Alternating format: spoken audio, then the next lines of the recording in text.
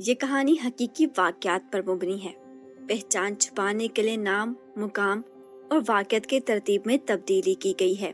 ہم آپ کے لیے ایک ایماندار اور فرض شناس پولیس انویسٹیگیشن آفیسر کی 35 سالہ یادداشتوں سے ایسے سچے واقعات ڈھونڈ کر لائے ہیں جن کو سن کر آپ کے رونگٹے کھڑے ہو جائیں گے۔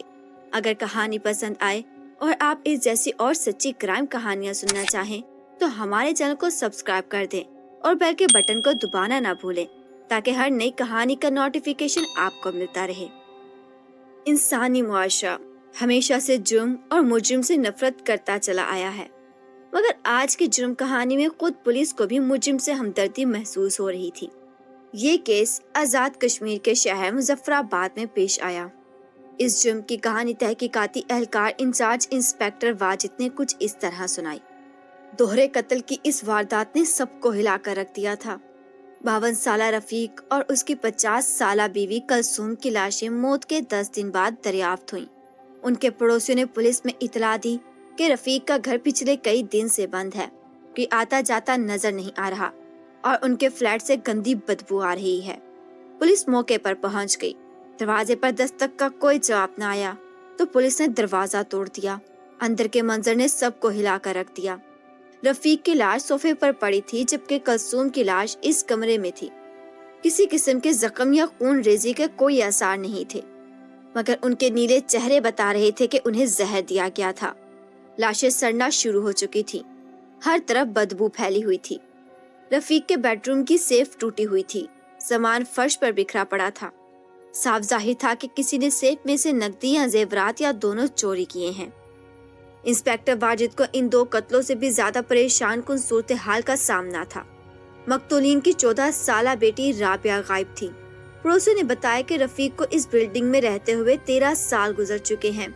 جس وقت وہ وہاں آئے تھے رابعہ محض 1 سال کی تھی۔ دونوں کافی خوش مزاج اور ملنسار تھے۔ رابعہ بھی ایک بہت خوبصورت اور ہنس مکھ بچی تھی۔ وہ 8ویں جماعت کی طالبہ تھی، مگر اب رابعہ کہاں تھی؟ پڑوسی نے یہ بھی بتایا کہ انہوں نے اتنے سالوں میں کبھی بھی رفیق کے رشتہ داروں کے بارے میں نہیں سنا۔ کلثوم کی ایک بہن کسی دوسرے شہر میں رہتی تھی اور سال 2 سال میں ملنے آیا کرتی تھی۔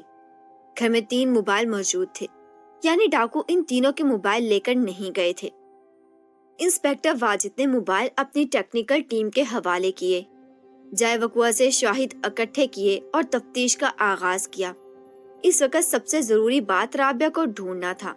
ماں باپ کے قتل کے ساتھ ایک 14 سالہ بچی کا یوں غائب ہو جانا کئی سوال اٹھا رہا تھا۔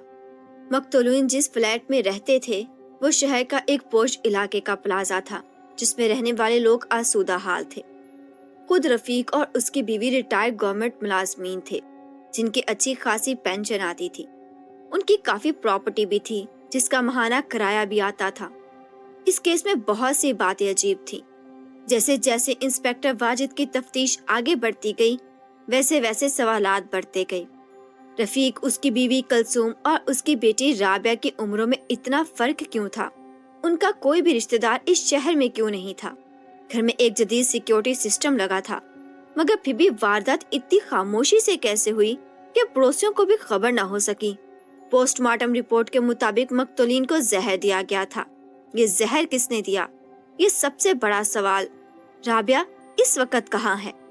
انسپیکٹر واجد نے رابعہ کی تصویر صوبے بھر کے تھانوں میں پہنچا دی، موبائل فونز کے ریکارڈز بھی نکلوائے۔ جلد ہی رفیق کا بھائی منظر عام پر آ گیا۔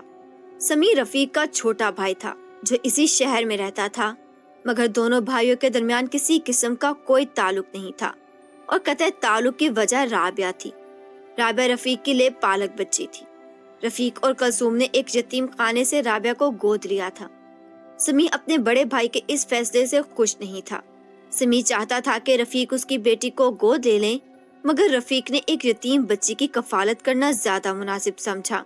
رابعہ کی آمد سے قبل دونوں بھائی اپنے آبائی گھر میں رہتے تھے، مگر جب رابعہ ان کی زندگی میں آئی اور سمیع اور اس کی بیوی کا رویہ رفیق اور اس کی بیوی کے ساتھ برا رہنے لگا تو انہوں نے گھر تبدیل کرنا مناسب سمجھا۔ سمیع شک کے دائرے میں آنے والا پہلا شخص تھا۔ رفیق کے بعد تمام جائیداد کا مالک اب سمیع تھا۔ تو کیا سمیع نے اپنے بھائی اور بھابھی کو قتل کر دیا؟ اسے رابعہ کو کہاں غائب کیا؟ سمیع نے اس الزام کے سختی سے تردید کی۔ पुलिस के पास भी कोई ठोस सबूत मौजूद न था, लिहाजा समी को गिरफ्तार नहीं किया जा सका। केस जहां से चला था वहीं पहुंच गया। मोबाइल फोन्स के रिकॉर्ड्स के मुताबिक रफीक और कलसूम की ज्यादा किसी से बातचीत न थी, मगर राबिया के मोबाइल पर एक नंबर बहुत नुमाया था। इस नंबर पर राबिया की काफी बातचीत होती रही थी। नंबर की तफसीलात ने केस को मजीद उलझा दिया। वो नंबर किसी फेक आईडी से हासिल किया गया था। एक 14 साल बच्ची को कोई किसी फेक नंबर से कॉल्स क्यों करता था? इंस्पेक्टर वाजिद ने राबिया की सहेलियों से भी बातचीत करने की कोशिश की, मगर बच्चों के वालिदैन इस मामले में अपनी बच्ची का नाम लाने से डर रहे थे। कोई भी ये समझने की कोशिश नहीं कर रहा था कि एक 14 साल की बच्ची अब भी गायब थी, उसकी जान को खतरा हो सकता था। इंस्पेक्टर वाजिद ने हर तरफ हाथ पैर मारे, मगर कोई सुराग न मिला। फिर एक शाम एक गुमनाम फोन कॉल आई और राबिया मिल गई, मगर वो ही हुआ जिसका इंस्पेक्टर वाजिद को डर था।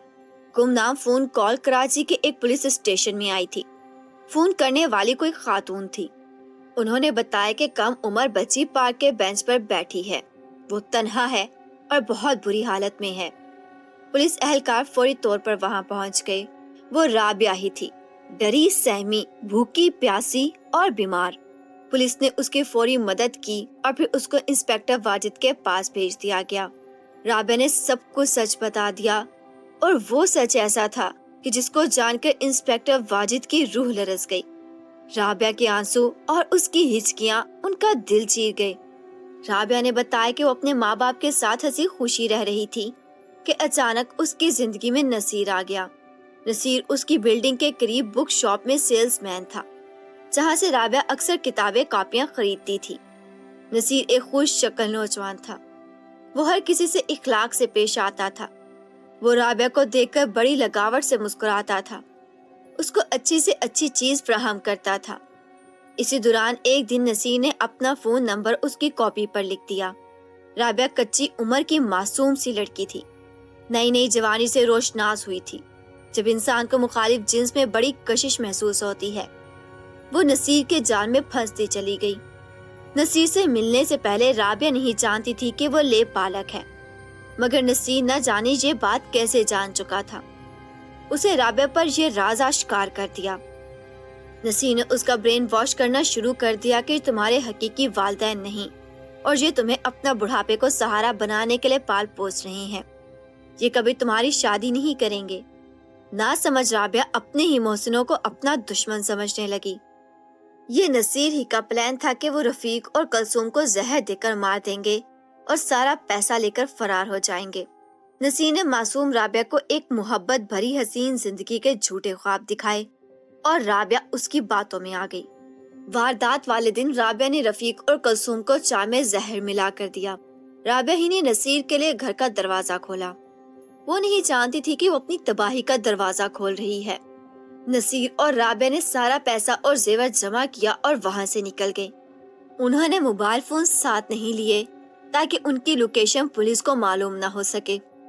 नसीर उसको वहाँ से बहुत दूर कराची ले आया। वो एक छोटे से होटल में ठहरे जो इस किस्म के जोड़ों की वजह से बदनाम था। वहाँ कम उम्र राबिया नसीर की हवस का निशाना बन गई। वो इतनी कम उम्र थी कि जिनसी फाल उसके लिए सख्त तकलीफदा साबित हुआ, मगर नसीर पर शैतान सवार था। वो राबिया को बुरी हालत के बावजूद कई दिन तक उसकी इज्जत पामाल करता रहा। जब राबिया की हालत बिल्कुल मुर्दों जैसी हो गई तो एक रात नसीर तमाम पैसे और जेवर लेकर फरार हो गया। होटल में जमा करवाया गया एडवांस खत्म हुआ तो होटल वालों ने कमरा खाली करवा लिया। 14 साल राबिया अनजान शहर में ऐसी ही थी, भेड़ियों के गोल में कोई भेड़ हो। वो इन भेड़ियों से भागती रही और थककर एक पार्क में जा बैठी, जहाँ से बिला आखिर वो इंस्पेक्टर वाजिद तक पहुँच गई। इंस्पेक्टर वाजिद की जिंदगी का अब एक ही मकसद रह गया था, नसीर की गिरफ्तारी। उन्होंने पूरे मुल्क में मौजूद पुलिस और मीडिया से मदद मांगी और जल्द ही नसीर कानून के शिकंजे में आ गया। नसीर को लाहौर से गिरफ्तार किया गया।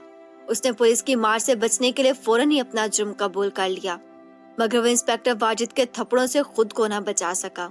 नसीर ने बताया कि वो समी के हवाले से रफीक को जानता था और ये भी जानता था कि राबिया उनकी हकीकी बेटी नहीं है। वो ये भी जानता था कि रफीक के पास बहुत पैसा है। اس نے ایک تیر سے 2 شکار کرنے کا پروگرام بنایا۔ اس نے پہلے رابعہ کو اپنے پیار کے جال میں پھنسایا، پھر اس کو ماں باپ کے خلاف اتنا بھڑکایا کہ وہ ان کو قتل کرنے پر آمادہ ہو گئی۔ نصیر نے 2 کروڑ کی ڈکیتی کا اقرار بھی کر لیا۔ انسپیکٹر واجد کے دل میں رابعہ کے لیے بہت دکھ تھا اور نصیر کے لیے شدید غم و غصہ، مگر وہ قانون کو اپنے ہاتھوں میں نہیں لے سکتے تھے، لہٰذا انہوں نے نصیر کے خلاف تمام ثبوت جمع کیے اور ایک مضبوط کیس بنا کر اس کو جیل بھجوا دیا۔